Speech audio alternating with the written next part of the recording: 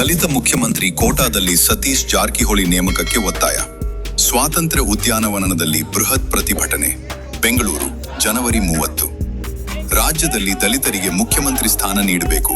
ಅದರಲ್ಲೂ ಪರಿಶಿಷ್ಟ ಪಂಗಡದ ನಾಯಕ ಸತೀಶ್ ಜಾರಕಿಹೊಳಿ ಅವರನ್ನು ಮುಖ್ಯಮಂತ್ರಿಯಾಗಿ ನೇಮಕ ಮಾಡಬೇಕೆಂದು ಒತ್ತಾಯಿಸಿ ಕರ್ನಾಟಕ ನವ ಸಮಾಜ ನಿರ್ಮಾಣ ವೇದಿಕೆಯು ನಗರದ ಸ್ವಾತಂತ್ರ್ಯ ಉದ್ಯಾನವನದಲ್ಲಿ ಬೃಹತ್ ಪ್ರತಿಭಟನೆ ನಡೆಸಿತು.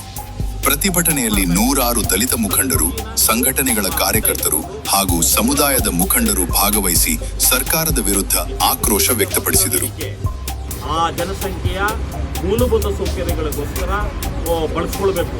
ಆದರೆ ಅದೇ ಅಮೌಂಟ್ನ ನೀವೇನು ಮಾಡ್ತೀವಿ, 7C ಮುಖಾಂತರ ನೀವು ಗ್ಯಾರಂಟಿ ಇದು ಯಾರಿಗೆ ಮಾಡ್ತಾ ಇರುವಂಥ ಮೋಸ?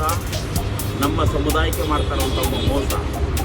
ರಾಜ್ಯ ಸರ್ಕಾರದ ಪರವಾಗಿ ಸಮಾಜ ಕಲ್ಯಾಣ ಇಲಾಖೆಯ SC/ST ನಿಗಮದ ನಿರ್ದೇಶಕ ಯೋಗೇಶ್ ಪ್ರತಿಭಟನಾಕಾರರಿಂದ ಮನವಿ ಸ್ವೀಕರಿಸಿದರು.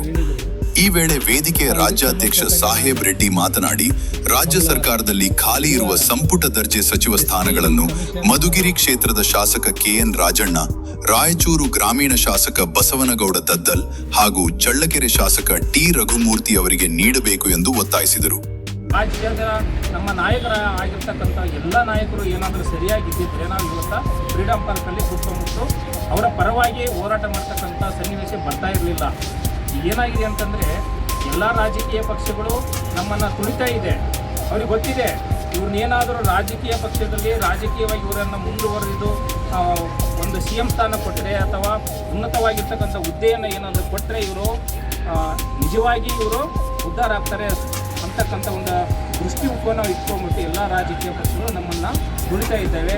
ಅದಕ್ಕಾಗಿ ನಮಗೆ ಬಾಬಾ ಸಾಹೇಬರು ಹೇಳಿದ್ದಾರೆ, ನಮಗೆ ರಾಜಕೀಯ ಅಸ್ತ್ರ ಒಂದು ಏನಾದರೂ ನಮ್ಮ ಕೈ ಸಿಕ್ಕಿದೆ ಆದರೆ ಅದು ನಮ್ಮ ಉದ್ಧಾರ ಆಗ್ತೀವಿ, ನಾವೆಲ್ಲರೂ ಸಮಾನತೆ ಬರುತ್ತೆ ಅಂತಕ್ಕಂಥ ಮಾತನ್ನು ಹೇಳಿದ್ದಾರೆ. ಅದೇ ಒಂದು ಉದ್ದೇಶವನ್ನು ಇಟ್ಕೊಂಡು ನಾವಿಂದ ಫ್ರೀಡಂ ಪಾರ್ಕಲ್ಲಿ 11 ಬೇಡಿಕೆಗಳನ್ನು ಇಟ್ಕೊಂಡು ನಾವು ಹೋರಾಟವನ್ನು ಮಾಡ್ತಾ ಇದ್ದೇವೆ. ಒಂದು ದಲಿತ ಅಲ್ಲದೆ ರಾಜ್ಯದಲ್ಲಿ ST ಆಯೋಗವನ್ನು ತಕ್ಷಣ ರಚಿಸಬೇಕು.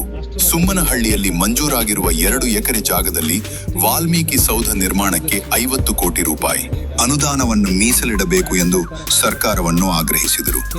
SC/ST ವಸತಿ ರಹಿತರಿಗೆ ಖಾಲಿ ನಿವೇಶನ ಅಥವಾ ಮನೆ ನೀಡಬೇಕು. ಕರ್ನಾಟಕ ಶ್ರೀ ಮಹರ್ಷಿ ವಾಲ್ಮೀಕಿ ಪರಿಶಿಷ್ಟ ಪಂಗಡಗಳ ಅಭಿವೃದ್ಧಿ ನಿಗಮಕ್ಕೆ ಹೆಚ್ಚುವರಿ ಅನುದಾನ ಒದಗಿಸಬೇಕು. SC/ST ಮೀಸಲಾತಿ ಹೆಚ್ಚಳ ಕಾಯ್ದೆಯನ್ನು ಪರಿಣಾಮಕಾರಿಯಾಗಿ ಜಾರಿಗೊಳಿಸಬೇಕು ಎಂದು ಪ್ರತಿಭಟನಾಕಾರರು ಒತ್ತಾಯಿಸಿದರು. ಇದೇ ವೇಳೆ SC/SPT/SP ಅನುದಾನವನ್ನು ಗ್ಯಾರಂಟಿ ಯೋಜನೆಗಳಿಗೆ ಬಳಸದೆ ಉದ್ದೇಶಿತ ಅಭಿವೃದ್ಧಿ ಕಾರ್ಯಗಳಿಗೆ ಮಾತ್ರ ಬಳಸಬೇಕು ಎಂದು ತಿಳಿಸಿದರು. ದಲಿತ ದೌರ್ಜನ್ಯ ತಡೆ ಕಾಯ್ದೆಯನ್ನು ಬಲಪಡಿಸುವ ನಿಟ್ಟಿನಲ್ಲಿ 2018ರಲ್ಲಿ ತಿದ್ದುಪಡಿ ಮಾಡಲಾದ 18A ವಿಧಿಯನ್ನು ಎಲ್ಲಾ ಪ್ರಕರಣಗಳಲ್ಲಿ ಕಟ್ಟುನಿಟ್ಟಾಗಿ ಜಾರಿಗೊಳಿಸಬೇಕು. ಸುಳ್ಳು ಮತ್ತು ನಕಲಿ ಜಾತಿ ಪ್ರಮಾಣ ಪತ್ರಗಳನ್ನು ತಡೆಗಟ್ಟಲು ಸೆಕ್ಷನ್ 40ಯನ್ನು ತಕ್ಷಣ ಜಾರಿಗೊಳಿಸಬೇಕು.